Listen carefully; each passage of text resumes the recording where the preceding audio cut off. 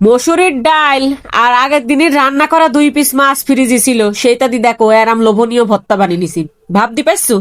অনেক সময় দেখবা আমাদের বাড়ি মাছ বাইসি গেছে, বাইসি গেলে সেটা যদি ফ্রিজে থুই, পরের দিন যদি গরম করে কারো পাতা দিতে যায়, ওটা দেখি মানুষ মুখ ছিটকায়। তে আর কি করবো, এই জন্যই এটি শিখে নিছি। তোমরা তাড়াতাড়ি শিখে নাও দিনই, কোনো না কোনো সময় দেখুন কাজে লেগে যাবে না। প্রথমে এখন এই দেখো এই রসুন দিয়ে দিলাম, হ্যাঁ রসুন আর শুকনো ঝাল, আর দিয়ে দেবো না হচ্ছে পেঁয়াজ। এগুন দিয়ে সুন্দর করে চুলার জালটা একেবারে মনে করো লো হিটে রাখি ভেজে নিতে হবে। হ্যাঁ, যদি হাই হিটে দিয়ে ভাজো তাহলে কিন্তু উপর দিয়ে তোমার সুন্দর একটা কালার চলে আসবে না, ভিতরে ওই যে রসুনটা ওটি শক্ত থেকে যাবে না। এই জন্য তোমরা কি করবা, আগে একদম লোতে রাখি সরিষার তেল দিয়ে তুমি এটি ভেজে নিবা। ঠিক আছে, চেষ্টা করবা সরিষার তেল দিয়েই ভাজতি, এত সুন্দর ঘ্রাণ করে আর মানে টেস্ট অসাধারণ হয়। ঠিক আছে, আর এটা কিন্তু তুমি যে কোনো মাছ দিয়ে করে নিতে পারবা, কোনো সমস্যা নেই। ইলিশ মাছ থেকে শুরু করি পাঙাশ মাছ পর্যন্ত তুমি যে কোনো মাছ দিয়ে করতে পারবা, কারণ কোনো সমস্যা নেই। এখন ওইগুন 50% মতন যদি ভাজা হয়ে যায়, তারপর তুমি দিয়ে দিবা এর ভিতরে আছে কাঁচা ঝাল। হ্যাঁ, কাঁচা ঝালটা অবশ্যই দিবা, দিতেই হবে, মনে করো বাধ্যতামূলক। তো দেওয়ার পরে এখন আবারও তুমি ভালো করে এগুন ভাজি নিবা। আর এই যে এখন তুলে নিচ্ছে, আর ওই পাশে কিন্তু আর এক চুলায় আমি মসুরির ওই 1/2 কাপ মতন ডাল খুব ভালো করে ধুই সিদ্ধ বসিয়ে দিছি।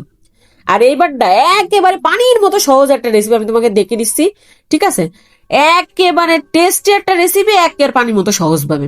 এখন এর ভিতর পরিমাণ মতো দিয়ে দিলাম লবণ, দিয়ে এই যে মশলা ভাইজি নিলাম, এখন খুব ভালো করে এখন নিপিস করে নেবো।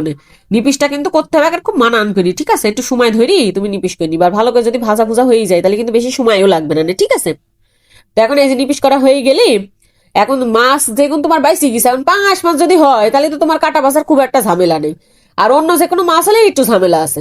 তো আমার এখানে ছিল হচ্ছে রুই মাছ। ঠিক আছে, তো আমি একটু ঝামেলা করি কাটাকুনি একটু বাইসি নিছি।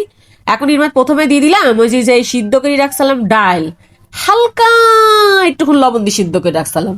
আর আমার এই যে মাছ ছিল 2 পিস, সে 2 পিস মাছ রুই মাছ আছে আমি কাটা বাইসি দিয়েছিলাম। আর একটু পরিমাণ মতন দিয়ে দিলাম তেল, এখানে এই যে সর্ষের তেলটাই দিছি। ঠিক আছে, সর্ষের তেল দিয়ে তো ভর্তা হয়।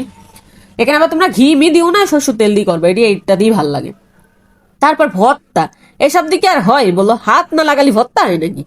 তা হাত দেখুন ভালো করে মাখিয়ে নিছি, এই যে কি স্বাদ হয়েছিল গো, এখন আমার আবার খাতি মন বলছে। তারপর একে শেষমেশ দিয়ে দিলাম হচ্ছে ধুনির পাতা। এইটি দিলি এই সময় যে কি একটা ঘিরান বেড়াই গো, তোমাদের আর কি বলবো। এই দেখো শেষমেশ রেডি, রেডি হয়ে যাই মনে করো আমার আর ধৈর্য নিতেছিল না। আর যার মধ্যে আমি মনে করো ভর্তাটা কইরি নিলাম, তার মধ্যে আমি ভাত নিয়ে খাওয়া শুরু করে দিছি। একদম মনে করো গপা গপ আমি ভাত গুন খাই নিছি।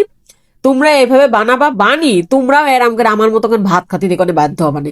যে স্বাদ লাগে ভাত না খেয়ে যাবা কানে, যতই রুচির দুর্ভিক্ষ হোক না কেন।